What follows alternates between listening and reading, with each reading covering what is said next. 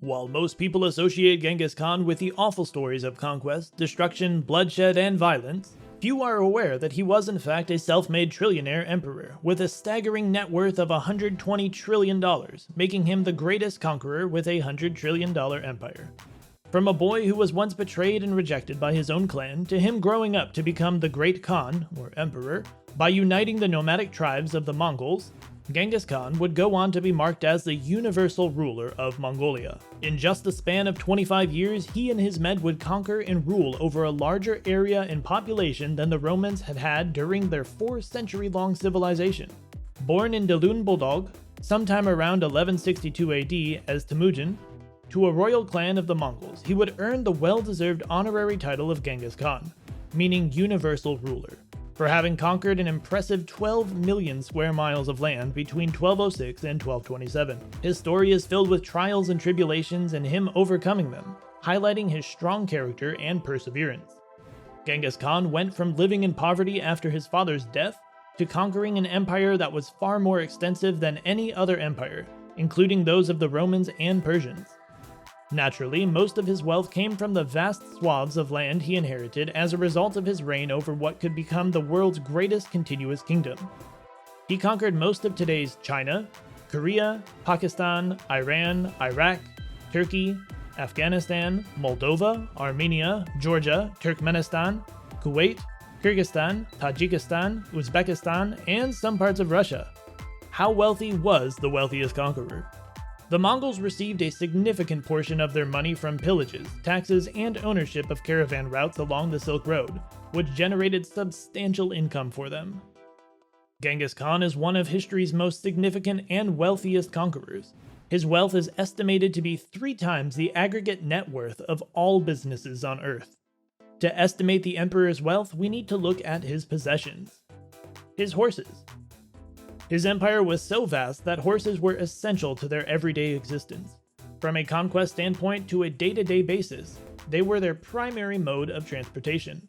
They rode Mongolian horses that were sturdy and robust despite their small size.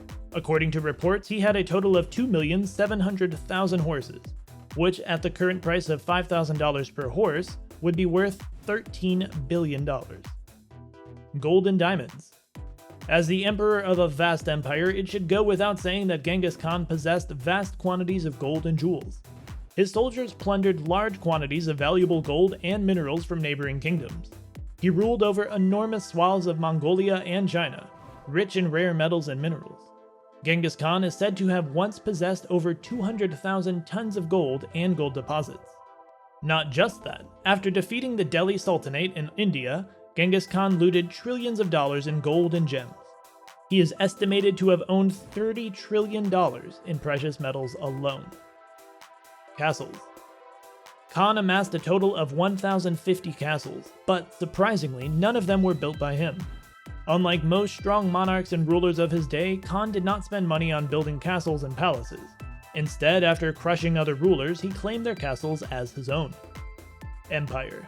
Now to consider the most significant contributor to Genghis's wealth, his massive empire, which included 9 million square miles of China, 2 million square miles of Syria, 1 million square miles of Korea, 4 million square miles of Russia, and 1 million square miles of the Middle East, was valued at more than $90 trillion in today's figures. His net worth totals around $120 trillion, easily marking him as the greatest emperor with 120 trillion empires. His early life and rise to power. Temujin's early life. According to legend, Temujin's birth was auspicious, as he had a blood clot in his hand, which was considered a sign of greatness and an indication from the heavens that he would grow up to be a great leader. His early years, however, were far from hopeful. Isuge, the Khan, like a chief of their tribe and Temujin's father, was poisoned when Temujin was 9 years old by a gang of Tatars, a nomadic race in continuation of an ancient feud. When Temujin was 9 years old, he went to live with his future wife's family. It was customary at that time to have an arranged marriage when you were young in order to keep the peace between 2 different ethnic tribes. Hence, Temujin was to marry a girl named Borte, belonging to a different clan. During this time, Temujin's father was poisoned and killed, and on learning this, he returned to his tribe to take his father's place as the chief. However, this did not happen. Mongol tribes were very selective of their leaders and were known for following only strong leaders. Temujin was very young and in their eyes incapable of handling the responsibilities that came with being a Khan, so they rejected him and banished him and his family. Shunned by their home tribe, he and his family lived as refugees on the outskirts of society for several years.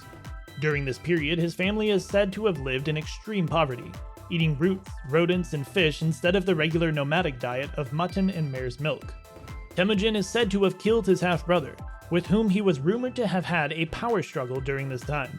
Temujin believed that his half-brother was hoarding food for himself while others starved, and this did not sit well with the future Khan, leading him to kill his half-brother and cementing his position as the family's head and leader at a very young age. This incident taught Temujin at a young age the harsh reality of life as a Mongolian leader, and that only the fittest would survive in these harsh, unforgiving lands. The path to becoming a ruler. After becoming the clan leader, Temujin soon recognized that his clan was weak and small, so he married Borte of the Konkarat tribe at the age of 16 and created a strong alliance between her tribe and his. His clan invariably grew bigger and stronger. One event that would teach Temujin the importance of forming alliances was when the powerful Merkid tribe raided his camp, abducting his wife. He acted quickly and sought assistance from a local Khan who was an ally of his father.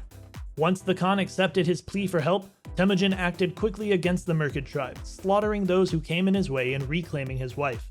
He was known to be unlike any of the previous tribal leaders in that he promoted supporters rather than family members to positions of leadership. Temujin succeeded in forging alliances among tribes because of his reputation as a warrior. Temujin slew competing tribe chiefs and then adopted the survivors as his own. He permitted people to practice whatever religion they desired. Genghis Khan rose through society by conquering and gaining allies and clan members, and he even allegedly killed his best friend after a fight. It is believed that Temujin was responsible for 40 million deaths throughout his lifetime. In 1206 CE, he was proclaimed and given the honor of becoming the Universal Emperor, Genghis Khan, by an assembly of leaders. Genghis's reign is considered the start of the Mongol Empire because Mongol leaders chose Genghis to lead them as a new and united country. Around this time, Genghis thought of himself as having a divine character, and anyone who disagreed with him was considered going against God. A famous Mongol shaman gave Genghis the status of a divine being. Genghis Khan's conquests and rule. Genghis Khan governed the Mongol Empire between 1206 and 1227 AD. He transformed the world's geography and had an impact on culture and history that is still felt today by unifying the many Mongol tribes into one kingdom and conquering vast swaths of neighboring territory. The Mongols were famous for their quick horses, clever cavalry tactics, and receptivity to new technologies. Genghis was a political genius and used diplomacy to establish commercial networks with the West and the Muslim world. His famous war. One of the most famous victories of Genghis Khan was when he attacked the mighty Jin dynasty in northern China in 1211 AD, initially drawn by their wealth and rice fields. Despite being heavily outnumbered by the Jin dynasty, the Mongols were victorious due to their effective battle techniques. This conquest lasted around 20 years, and as a result of the war, his forces seized enormous expanses of land in northern China, including the capital, now Beijing. Legacy of Genghis Khan. Genghis Khan's accomplishments were spectacular to say the least. He unified the nomadic tribes and vanquished massive empires with smaller troops. He possessed incredible physical strength, determination, and an unbreakable will. He was adaptable and understood the importance of loyalty. His military victories were based on organization, discipline, mobility, and ruthlessness where necessary.